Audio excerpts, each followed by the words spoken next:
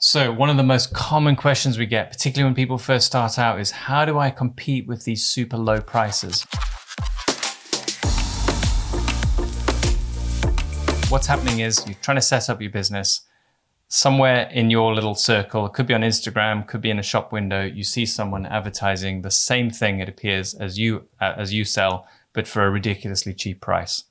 So the answer to the question, how do you compete with low prices, from my perspective is you shouldn't compete on price. Price is only one of three broad ways that you compete for business.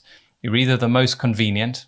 That's kind of what Amazon's killing it at. If you think about what they do, they're no longer the cheapest, but they are the most convenient, and that's why we all use them. You are the best in a particular niche, which I'm going to come back to, or you're the cheapest. The downside with trying to be the cheapest, well, the first thing is you get paid less for every procedure. That's a really significant downside that people don't seem to understand. I'm not interested in who's got the most patients. I'm much more interested in running a profitable business than who's the busiest. I would rather be less busy and more profitable. So the first thing is to change your mindset around trying to get patients, because if you get a patient who doesn't basically pay you any money, they're actually a liability. So this is why trying to compete for the cheapest isn't necessarily the right thing to do. The second thing about that strategy of trying to compete to be the cheapest is there's only one position in your local neighborhood for the cheapest, and everyone else is second cheapest.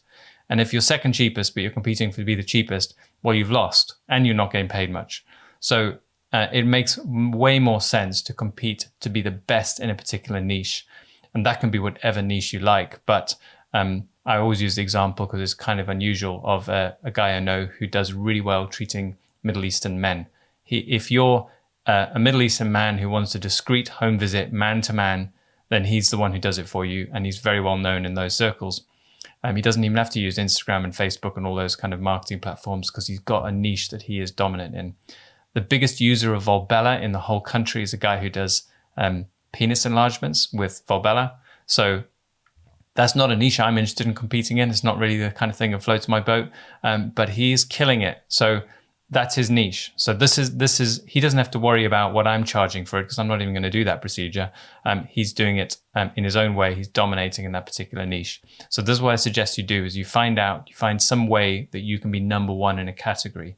Now the categories are multi-dimensional, so you could be the best person to do, lip filler in your particular neighborhood might be the thing. A lot of people compete heavily on lips. You need to get very good at lips though, and you need to take really great pictures of lips. I've seen some people do really well and set up really stonkingly great businesses off the back of dominating a particular niche. I can think of one off the top of the head you might want to have a look at. Shout out to Lisa Roberts. She trained with us years ago.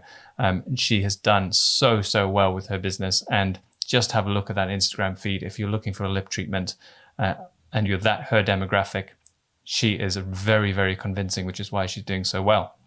So this is dominating in a particular niche. But trying to be the cheapest, soul-destroying niche to compete in. You have to cut corners, you have to reduce products, you're always looking for cheaper stuff, you're always talking about price, and guess what? All your patients come in and they will talk about price too, and they want to know if you can give them another discount because you're attracting all the people who care about price primarily. And I don't judge them. We've all been that person. I've often looked for the cheapest thing I can buy. Usually you regret it. So we're all that person some of the time, but you don't have to compete for that person. You just need to compete for someone who really cares about something that you can deliver for them. So there are many ways. Ask yourself, what would inspire you to get better and better at? Because I'm pretty sure it's not cutting corners. So that's what I recommend you doing. Become the best in a particular niche and don't compete on price.